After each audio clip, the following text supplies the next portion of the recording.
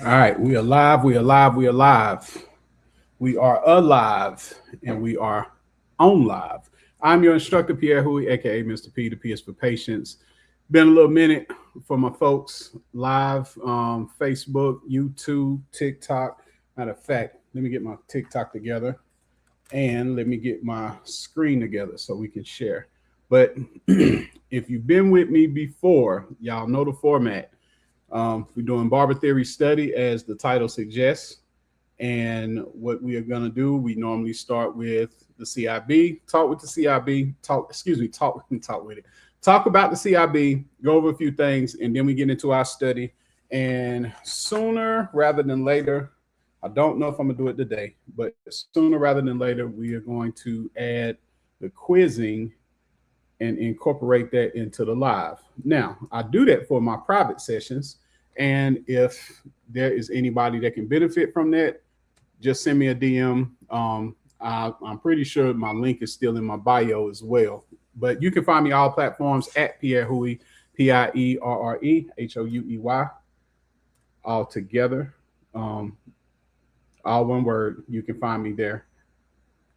And yeah, so whatever platform, just leave me a message. Give me a little detail about what you got going on, which test you taking, what state you're in, because I have been studying the CIBs for other states. And what I'm making reference to for all the new folks is what I do is I help barbers pass their theory exams. If they need me, I help them also pass their practical exams. But my niche is the theory. So we talk about the book all the time, all the content that's in the book.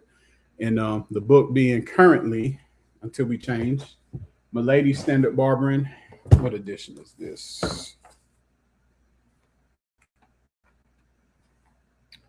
Sixth edition for now.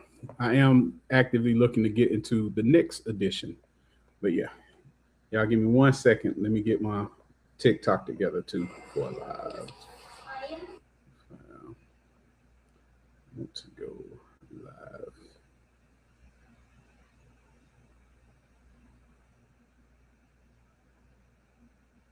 Yep, that's what I need right there. And if you let me add Barber Theory Study 6/11/26.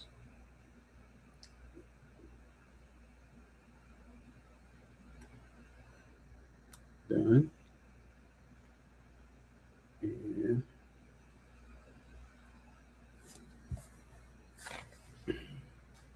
okay, so we got our TikTok going as well, which is perfect. All right. Cool. All right. Chapter we are studying today for my students that's got the book. We're on chapter 4.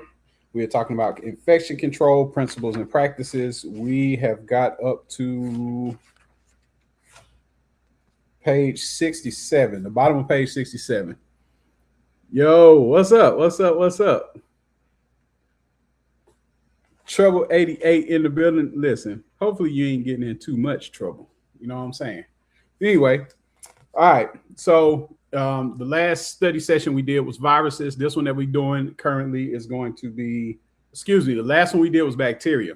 Current one we're doing today is viruses. We're going to talk about viruses, and then we'll go from there. We'll see whatever we need to do. But before we go there, as promised, let me pull up the CIB.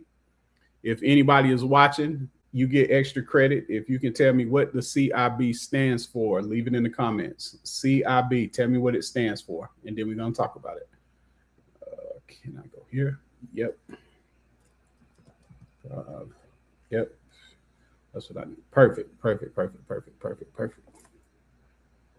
It's that time of year, y'all. I'm going to be swatting flies. Okay. Yeah. All right. Let me share this screen, and then we're going to talk about it.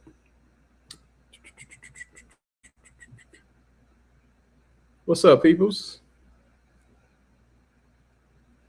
SC Nail Tech 27. What's going on? How you been doing? Been a little minute. Been a little minute. All right. Okay. Put that on the screen. All right. And this is the CIB. The CIB standing for Candidate Information Bulletin. Hey, I see you on the live, Rob. Like I said, this a public live. Well, if you want me to put you on stage, that's fine. Just know it's a public live, so everybody on all my platforms can see you. If you want to stay off the stage, let me know. Whichever one you want to do, that's fine. All right. So if y'all can see, you have Barber 1, no chemicals, and you have Barber styling. For those that don't know, here's the difference. Barber 1, no chemicals, is registered barber in the state of South Carolina. That's the state that I'm in. That's the state that all of this that we're looking at, that's what it's applying to. But like I said, feel free to reach out from other states because I am interested in y'all CIBs. I am interested in how y'all test and what if there's any differences. But a lot of states roll with the same rules and regulations. There are some different, though. The ones that are different, I'm very interested in. So reach out. Okay. But yeah, currently we're talking about the state of South Carolina, which is where I'm from, born and raised. So we're not talking about that one. I am making reference to barber styling. And the thing about barber styling has, well, it's the master hair care. That's what it'll refer to on your license, MHC. It used to be master barber, but they turned it into master hair care. The difference with registered barber, you're not dealing with chemicals. With this one, you are dealing with chemicals. You're dealing with chemicals from the perspective of the products used.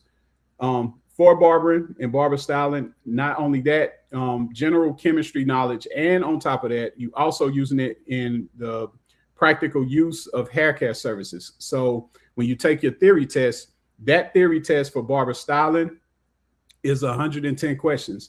The one for registered barber, no chemicals, is 60. Okay. And then for your practical, you have 9 sections for your master hair care, barber styling. For the registered barber, no chemical, you only have 5.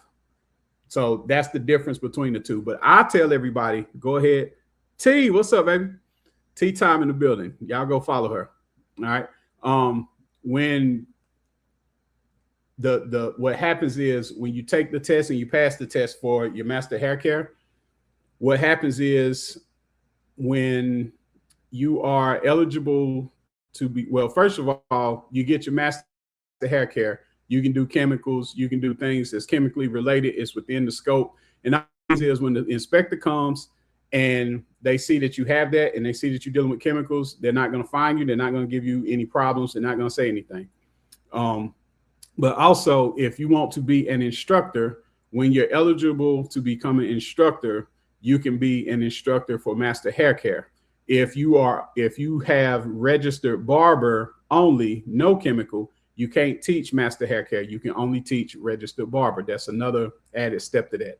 But the other thing, the biggest thing with that is what I've seen is a bunch of people, they'll take registered barber, they'll get registered barber, and then they'll say, well, I actually want to upgrade my license into master barber. Well, guess what you got to do? You got to go back to school. Either you got to go back to school or you're going to have to find a OJT instructor, which is ridiculously tough and difficult to do these days because everybody has 2 people lined around. They got people lined around the block and you can only do 2 at a time when you are trying to do OJT. All right. So when you go to school, you're going to have to pay for that schooling for another. In South Carolina, if you have registered barber and you want to upgrade, you got to get 420 more hours. So that's roughly 2.5 to 3 months worth of hours at a school somewhere. Well, you got to pay for that. So what I usually tell everybody, go ahead and get your master hair care. Go ahead and get it off the gate because honestly, you're doing the same amount of studying for both. It's just that the chemical part is another, like I said, another 2.5 months worth of study. All right, that's that's nothing in the scope of when you're studying. If you're full time, you're going to be about 12 months. All of that factors in, whether you're going to school or you OJT. Okay, Leanna, how you doing? Thank you for joining. Thank you guys for the likes, especially you, Miss Tea Time. Like I said, if y'all ain't following Miss Tea Time, please go follow her. All right, so CIB, we're gonna click on the written exam, and written exam actually is not written. What happens is you sit in front of a computer and you're gonna take multiple choice questions. It's a multiple choice format. They ask you the question, you click on the answer, you click next. Okay. So when they say written, you're not physically sitting down, writing answers down or anything like that. Written, they just mean that's the multiple choice format and that's the form of the exam. Okay. All right. So what we are looking at,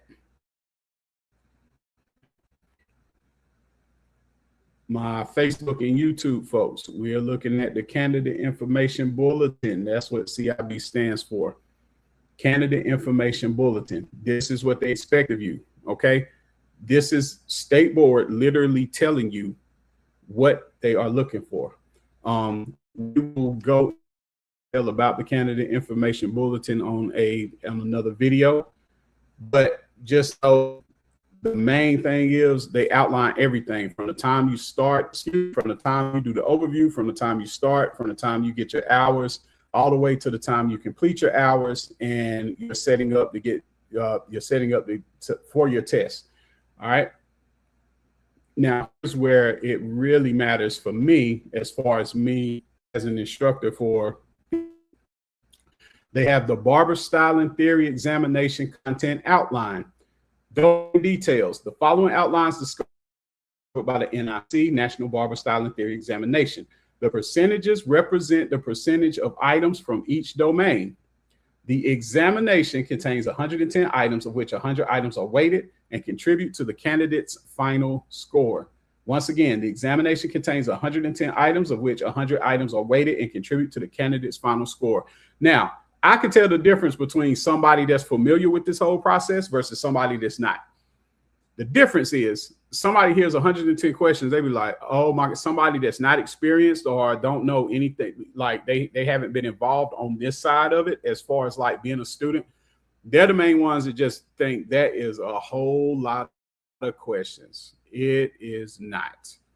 I promise you, when you are familiar with these questions, when you are familiar with the material and the content, 110 questions ain't nothing. And it's my job to make sure that you guys are familiar to that extent. All right. Okay. Now, one way that I'm able to do that is when I go on the CIB, again, which stands for the Candidate Information Bulletin, they outline the certain domains. You have 4. Okay. You have 4 domains, and here are the percentages. So now, anytime y'all watch my content, and if I'm talking about a certain question and I say, 35% of exam content, that means the domain that they're talking about that I'm making reference to has that percentage of how many questions comprising of the 110 items. All right. So first, you have scientific concepts, which is 35%. Second, you have implements, tools, and equipment used in barbering. That's 10%. All right. Third, you have hair care services, which is 40%. And lastly, you have facial hair and skincare services, 15%. Now, the CIB goes into further detail about the different things that they want you to know and they want you to be well versed on, because that's what they're going to test you on, right? Now, like I said, we'll do a separate video where we go into the CIB, and I mean, just as much detail as you could possibly want. I'll talk about it. But just to go over where we stand today, we are talking about infection control and safety practices under scientific concepts. Now, here's the biggest thing about scientific concepts as a domain. It is 35% of your total exam content. So if you have 110 items, we'll just round it down to 100. So you're going to have about 35 to 40 questions dealing with scientific concepts. All right. It is the most failed. It is the most failed domain. It is the most troublesome. It is the most scary to Barber students, right? It's one of those things where, you know, if you're not familiar with scientific concepts, it's really hard to guess an educated guess answer because you don't know what any of that shit is, right? So you'll be on there, you'll be like, look, I don't know what hyperhidrosis is or hypertrichosis. I don't know the difference between the two. That may be a scientific concepts type question, right? So it comes down to breaking it down and studying to the point where you're familiar and you understand it.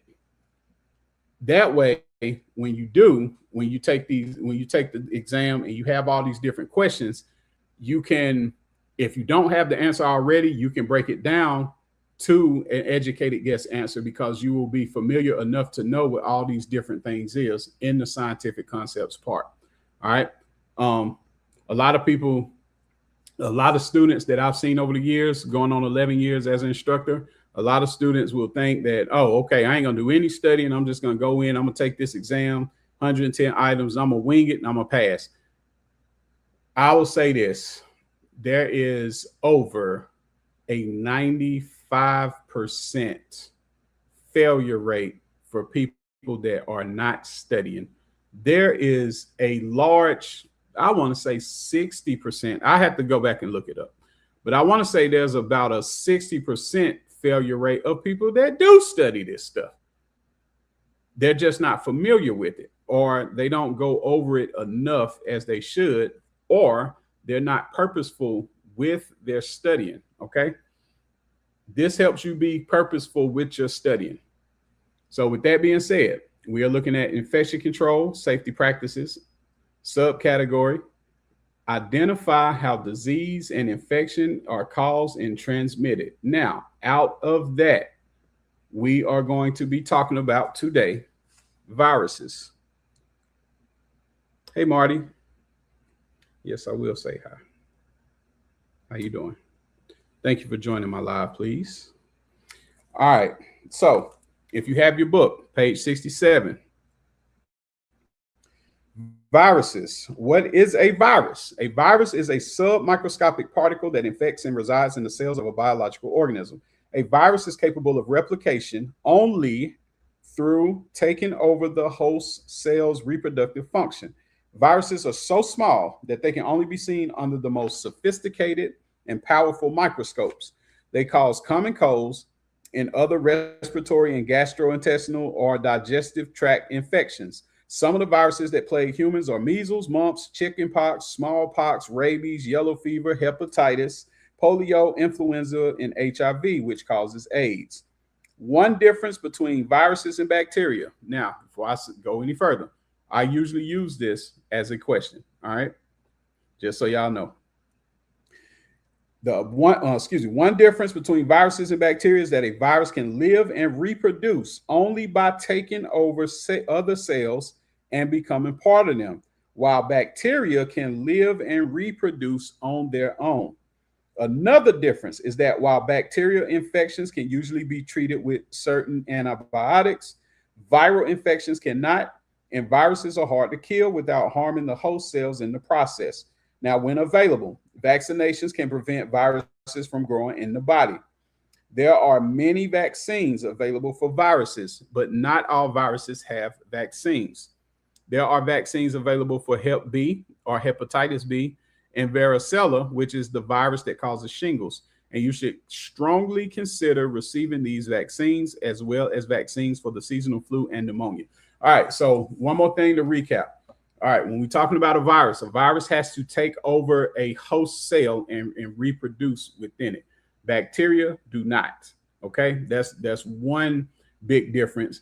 And they will, just knowing that fact, they will have different questions dealing with bacteria, and they have different questions dealing with viruses. Where if you understand this fact, you can take out certain answers and arrive at a possible set of answers that'll give you a higher chance of getting the answer right.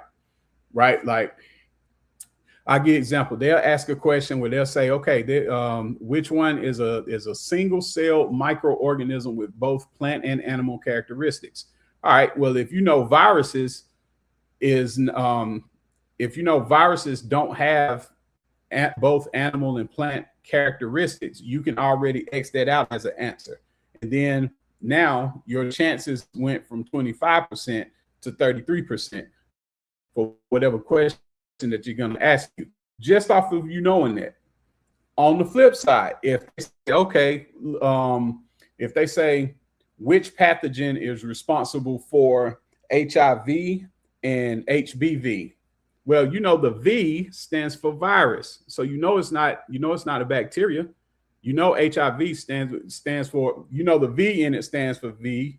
You may not know that HI stands for human immunodeficiency virus, but you know virus at the end. You know HBV, it might have this long scientific name to it, but you know the V at the end stands for virus.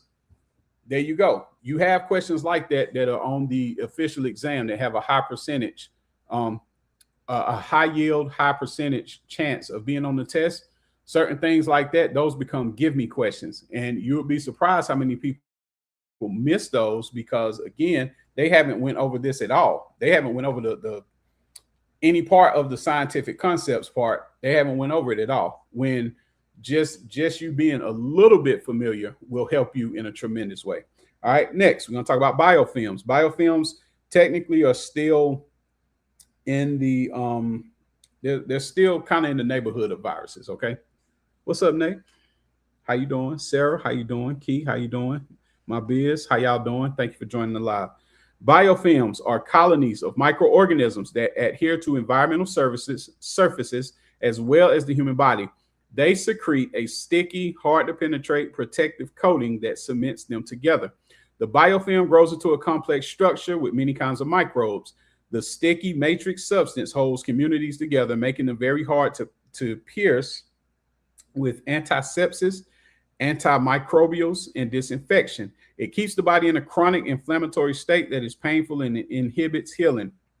One action of the biofilm community is to resist the body's defense mechanisms. We are learning that biofilms play a large role in disease and infection. Biofilms are usually not visible and must grow very large to be seen without a microscope. Dental plaque is an example of a visible human biofilm. Numerous persistent infections, including periodontal disease, osteomyelitis, cystic fibrosis, otitis media, conjunctivitis, prostatitis, endocarditis, urinary catheter infections, contact lens and corneal infections, and infections associated with medical devices and surgical and sterile instruments are associated with biofilms that are not visible. Algae colonies on ponds and slime and drains are examples of environmental type of biofilms. All right, because biofilms are hard to detect, their presence and effects seem to be underestimated. They are one of the most significant scientific discoveries of the past few decades, though we have much more to learn. Conscientiously using infection control precautions, including standard precautions, cleaning, disinfection, and sterilization, is the best method of prevention at the present time. Now, real quick, let's talk a little bit about standard precautions. So, standard precautions just sound real scientific. It may confuse you. All it means is it is the understanding or the expectation that anything at any point can become an instance of drawing blood. That's what standard precautions just means. Anything can draw blood, anything can bleed, and we want to make sure that that doesn't happen. And we want to take whatever steps that we can as preventative maintenance. That's all standard precautions mean, okay? With that being said, let's talk about bloodborne pathogens. Now, a pathogen is anything harmful. That has been a test question. What is the difference between a pathogen and a non-pathogen? Pathogens are harmful. Pathogens do things to your body. There are 4 pathogens. We talked about 2 already. We talked a little bit about bacteria. We talked about viruses just now. But like I said, biofilms is a pathogen, but it's not one of the main ones. So the other main 2 is fungi and parasites. Those are the four main pathogens that we are talking about. Those are harmful organisms. All right. Now, let's talk a little bit about bloodborne pathogens, right? And then we'll complete this subsection about viruses today in the chapter. All right. Disease causing microorganisms that are carried in the body by blood or body fluids, such as hepatitis and HIV, are called bloodborne pathogens.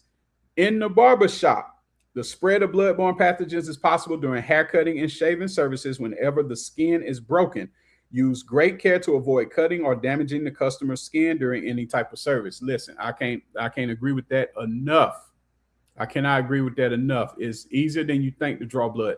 Here's most times people are thinking like, oh, okay, well, if you nick somebody with a sharp razor blade or something like that, that's how you're drawing blood. That's not the only way to draw blood. I'm gonna give you another example, and it's really you wouldn't even think about it.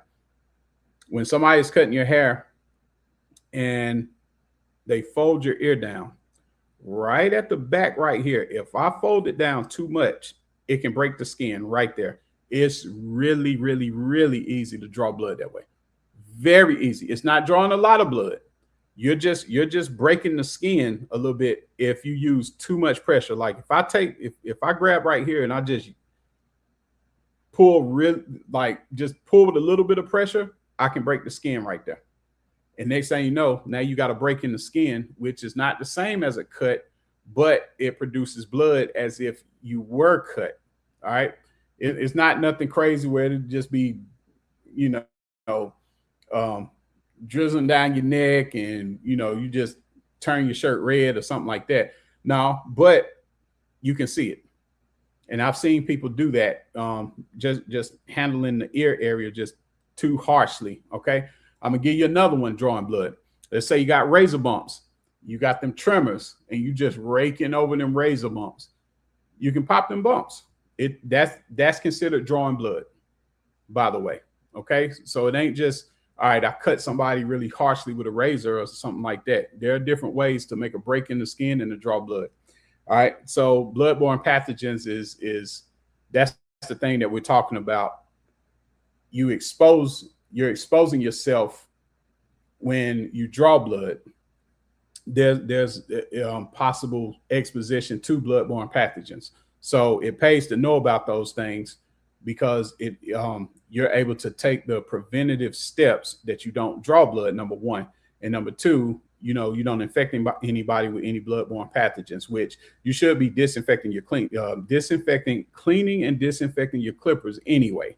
So all of that falls under universal precautions. Okay. All right. Let's talk about hepatitis, one of the bloodborne pathogens. What's up, Jazz? Thank you for joining the live. Hepatitis is a bloodborne virus that causes disease and can damage the liver. All right. It attacks the liver. Hepatitis attacks the liver. That is a test question that I've given in the past week. In general, it is difficult to contract hepatitis. However, hepatitis is easier to contract than HIV because hepatitis can be present in all body fluids of those who are infected. In addition, unlike HIV, hepatitis can live on a surface outside the body for long periods of time. For this reason, it is vital that all surfaces that a customer comes into contact with are thoroughly cleaned and disinfected.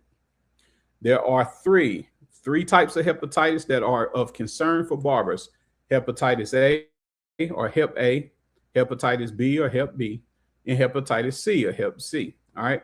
HBV, the V standing for virus, is the most difficult to kill on a surface. So check the label of the disinfectant you use to be sure that the product is effective against HBV.